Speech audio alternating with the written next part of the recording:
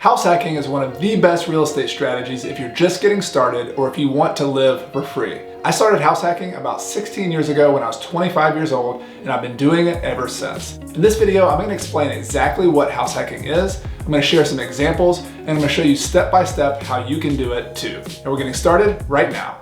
The concept of house hacking is very simple. It just means that you rent out part of your personal residence or the place that you live in order to generate income. A really simple example of this is living in a 2-unit, 3-unit, or 4-unit, a small residential multifamily property. So if you lived in one unit of a duplex and you rented out the other unit, you would own the entire building, but you could use the rent from that second unit to pay for your housing expenses. I actually got started in a similar building. I lived in a 4-plex and I rented out unit number 1, number 3, and number 4, and I lived in unit number 2. I'll share a lot more details of that example later in this video. But there's also other ways to creatively house hack. Anything you can think of where you generate income from your property is a way to house hack. So a lot of people live in houses and they rent out the extra bedrooms either to roommates or on Airbnb, especially if you're early in your life and you're okay with doing that. So using a bigger single family house to do that. You could rent out a house that has a basement apartment. It has a granny flat, or also known as an accessory dwelling unit, kind of a separate unit, maybe in the back of the house or maybe over the garage of the house. So if you have a separate unit of a single family house, that's the way to generate income. There's also other creative ways. I've heard of people who live out in the country renting out mobile home lots on their house. So they have an extra lot on their land and they rent out mobile homes or RVs. I've heard of people in urban areas renting out the parking in their driveway. So anything you can think of to generate income is all about house hacking. But the question is, why do this? What's the benefit of house hacking? There are a lot of benefits to house hacking, but probably the primary one is that you can live somewhere for free or for a lot less than you normally would. So think of an example where your housing expenses, your core ones like your principal, your interest, your taxes, and your insurance are $1,500 per month. Well, what if you had another unit or multiple units on your property that generated $1,500 per month? You would essentially be living for free. That's actually exactly what happened to me with my 4-plex. I'll show you some more numbers in a second. But even if you couldn't get the whole amount, what if you could get $1,000 per month or even $500 per month?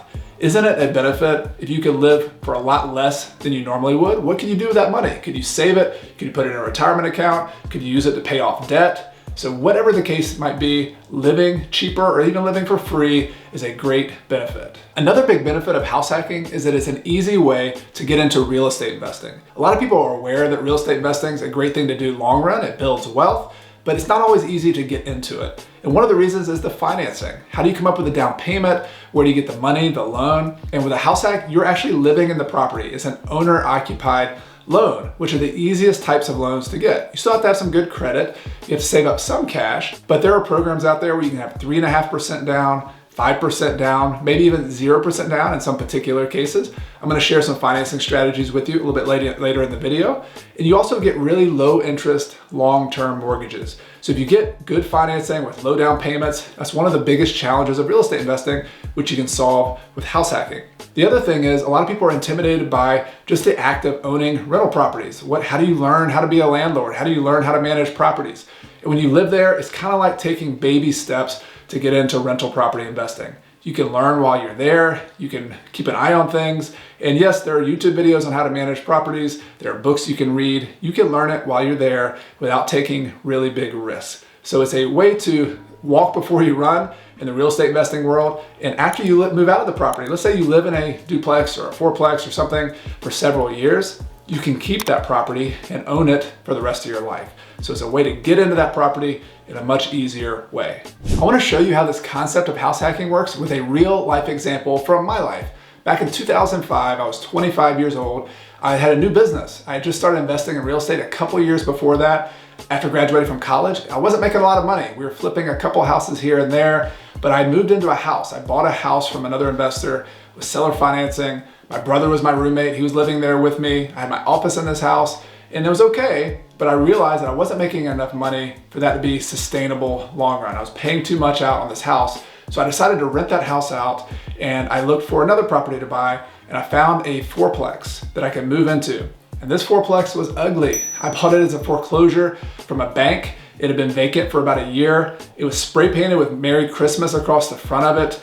It had orange carpet, it had paneling walls, it smelled bad, even had the chalk outline of a body in one of the units. And I couldn't tell if this was a joke or if it was the real thing, and there had actually been a murder in my apartment. The point was, this thing was pretty rough, but I got a good deal on it. You know, you're not gonna get a great deal on every single property, but just as an aside, the uglier it is, the better the deal you can usually get on it.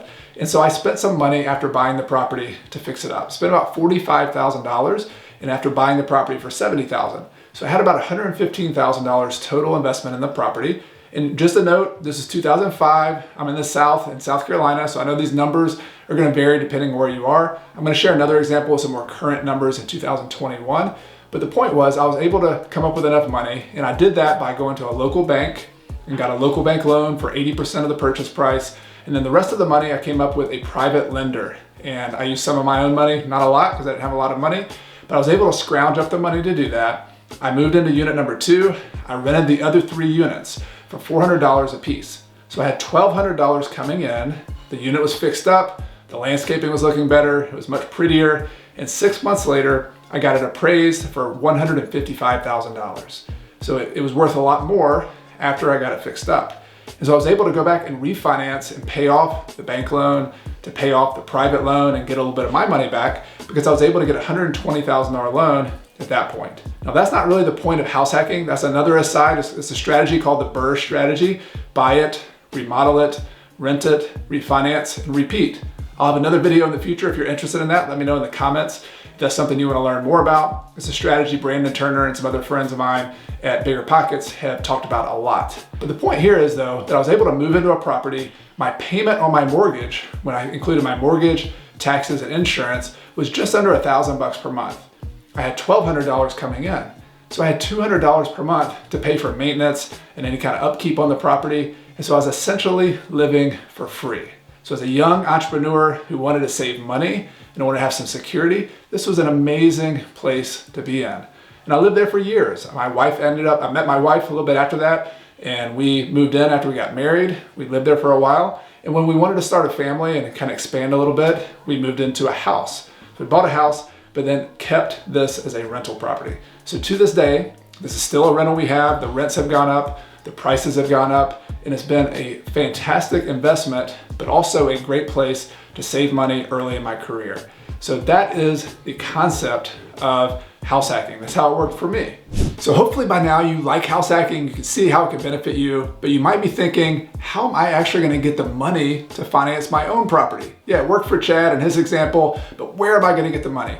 And if you're thinking that, you're just like I was at the exact same time. So I wanna give you a few different options that you can think about for how you might be able to finance your own house hack. And keep in mind that I have a companion article. You can see a link in the video description below to an article I wrote that has a lot more details on some of these financing options. The first one you might want to consider is something called an FHA loan. That's a Federal Housing Administration loan. It's subsidized or insured by the government. So it is typically has a smaller down payment. Right now when I'm recording this, it's about 3.5% down. So on a $100,000 property, you'd be able to put $3,500 down plus some closing costs. So much smaller than a 20% or maybe a 25% down that's typical on other loans. And there's also a companion program there called a 203K loan where you can finance the remodel cost as well. So remember my example where I had $45,000 in remodel cost?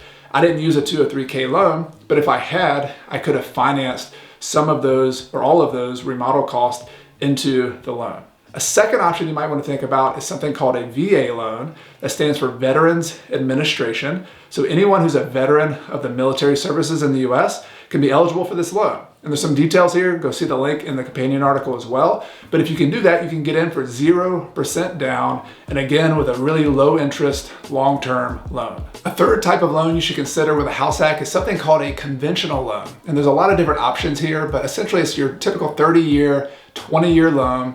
And in some cases, you can get in for less money down than 20%. So maybe 5% down, 10% down. And if you do have a smaller down payment, you're likely gonna have to pay what's called mortgage insurance, either with this loan and the other ones I talked about, which is an additional fee that you pay every month until you get down to a 20% down typical down payment. But it's a great way to get in. If you don't have the full down payment and you just gotta get into a deal, sometimes it can make sense to pay mortgage insurance, and conventional loans are a way to do that. A fourth type of financing you should consider on a house hack is just going to a local bank or a savings and loan.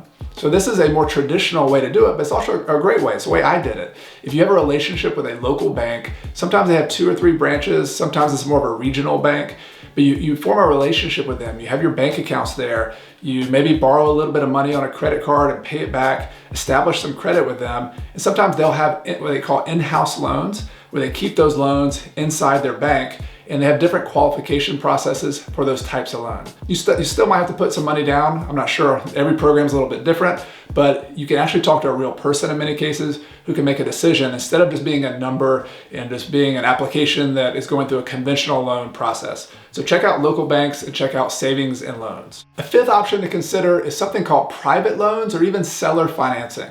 So the idea here is just to go to an individual who will make the loan for you. Now I mentioned seller financing. In that case, if you're talking to the seller of a property, this isn't always possible, but you might ask the seller if they'll finance to you, even for a short period of time, to help you buy the property.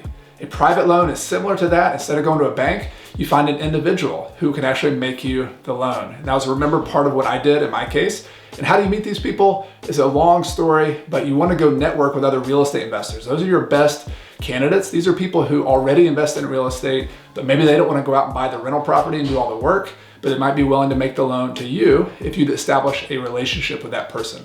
So private loans, seller financing are just another option that you want to think about if you're trying to buy your first house hack. Now that you know what house hacking is and you've actually looked at some financing options, you might still be wondering, how do you actually know it's a good deal? How do you run the numbers on a house hack? So that's what I want to cover next. I'm going to go behind the screen of my computer and share a spreadsheet with you, a calculator for house hacking, and give you a real example. And by the way, you can get a copy of this house hacking calculator for free in the description of the video below. I want to give you a real life example of how you can run the numbers on a house hack. And so I just looked on Zillow and actually did a search for properties that already sold because I wanted to see if any example deals in my market looked pretty good. And I found a fourplex building that was in my target market of Clemson, South Carolina. And I want to show you how I would analyze that property. And I'm going to use just some numbers from Zillow to start off. So this is you could do the same thing in your market. Just find a property. You can get square footage numbers, bedrooms and baths. I happen to look at the details of this one to learn a little bit more about it, that 3 of the units rented for $600 per month. So I've got some numbers that I can use and plug into my rental as well. But there's also other resources you can use if you're trying to figure out what a property would rent for.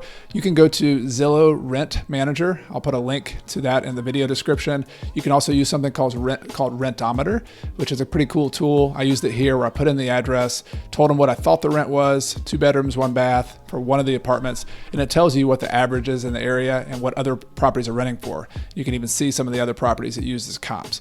So there's some tools out there that you can use to help you estimate what the rent is, but ultimately you want to plug it into a calculator. So you can get this for free in the video description below. And I'm just going to plug in a few numbers here. I'm going to show you how I do it. I start off with, what do you pay for the property? That's your cost assumptions.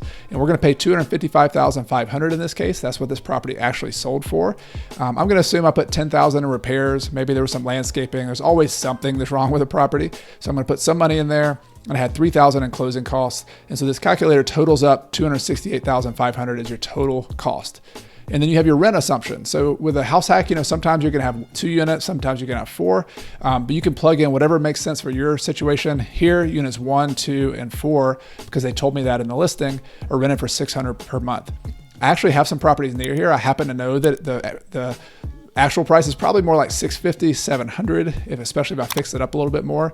So that's a good thing to know if you're in the market and you can study your market. You can get little nuances like that you can figure out. But we're going to use those numbers here, $1,800 per month. Those are your assumptions for the rent. You also need to plug in what your financing assumptions are. So it's going to depend on which loan you qualify for. But let's assume you can get 5% down, and then always change the red cells here, by the way. Don't change the black cells. The red ones are the ones you want to plug in. Let's say you got a 3.5% interest rate. You can look that up on bankrate.com or one of the other, just Google mortgage rates for owner-occupant loans. And then a 30-year loan, and this calculator will tell you what your payment is. In this case, that's $1,090 per month. It also tells you how much cash you have to put up. So 5% down payment, plus the repairs, plus the closing costs, that all comes out to $25,775. So this can help you play around with the numbers and figure out how much cash am I actually gonna have to save up. So the next thing you want to know, of course, is what's it going to look like from a cash flow standpoint.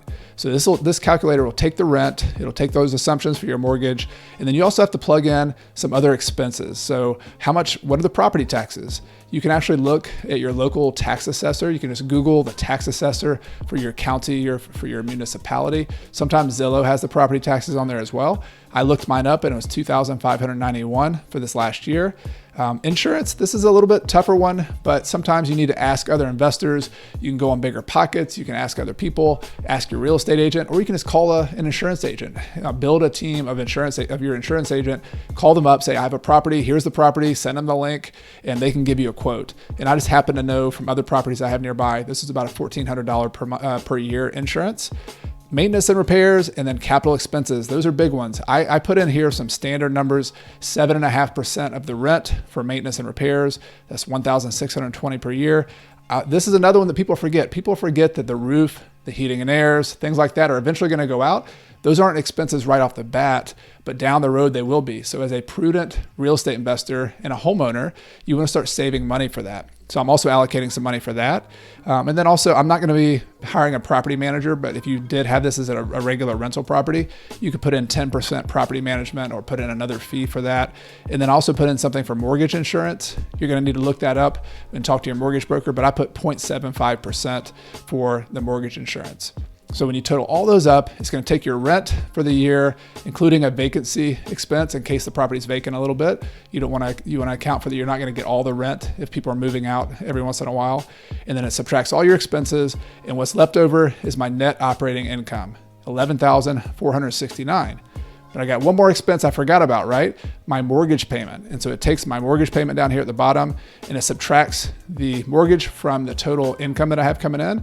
And with all those numbers, in this case, I would have about $134 per month cost to me. So out of my pocket, or $1,611. So I'm not quite living for free, but the other thing I've done here is I've been very conservative with my numbers. You won't find everybody including all of these repairs. These are really accurate from my experience, but just kind of step back from this and think about it. You could live in a property in this neighborhood or this area that cost you thousands of dollars per month, and you're living for $134 per month. But not only that, you're building some wealth. So look down here at the bottom of the calculator. If you include the amortization of your loan, the fact that you're paying the principal down, you're actually building up $4,658 per year in additional wealth. You're paying your loan down a little bit. So you're actually, the net of that is you're making about $3,000 per year in wealth building. And so that's 11.8% return on your money.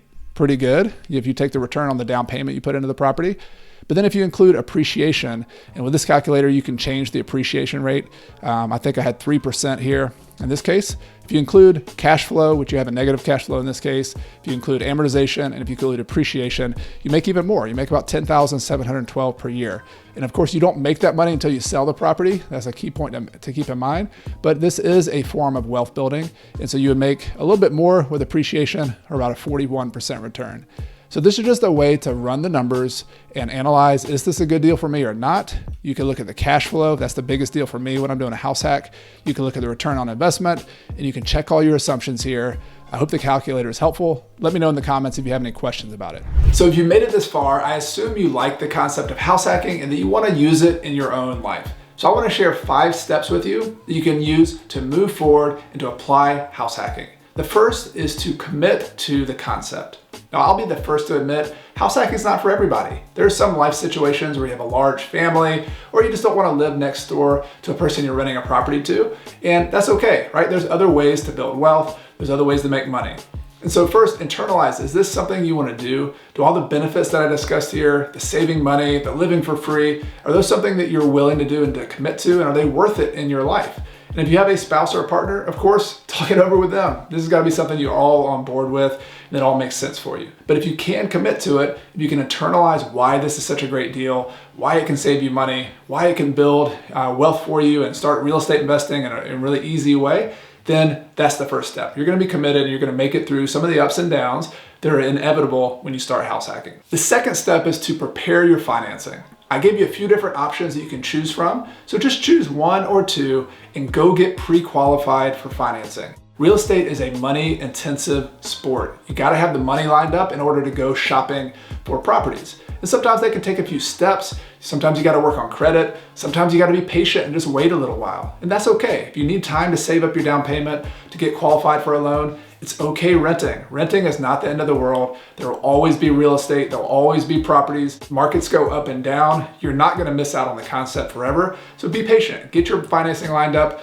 Get your down payment lined up. You wanna have a good financial foundation before you get into a house hack. The third step is to study your market. While you're getting the financing lined up, you can begin looking out in the market, paying attention to what kinds of properties are listed, what kind of properties are available. And what I really like to do is to see what properties have already sold in the last 6 to 12 months. So search for duplexes, search for fourplexes, search for houses with basement apartments, and see what those properties sold for, and then practice running the numbers using the financial calculator that I shared with you, the house hacking calculator, to see if it makes sense for you. And then once you've done that, start looking every single day at properties that are on the market. A lot of the times it's best to get a real estate agent to help you do that. They can send you listings on the MLS. I'm gonna talk a little bit in the next step about how to find deals, but you wanna use a real estate agent or other investors or friends as a resource to really study the market. And the more you know the market, the better chance you will be able to move quickly and to buy a property that makes sense. The fourth step is to create a deal finding plan.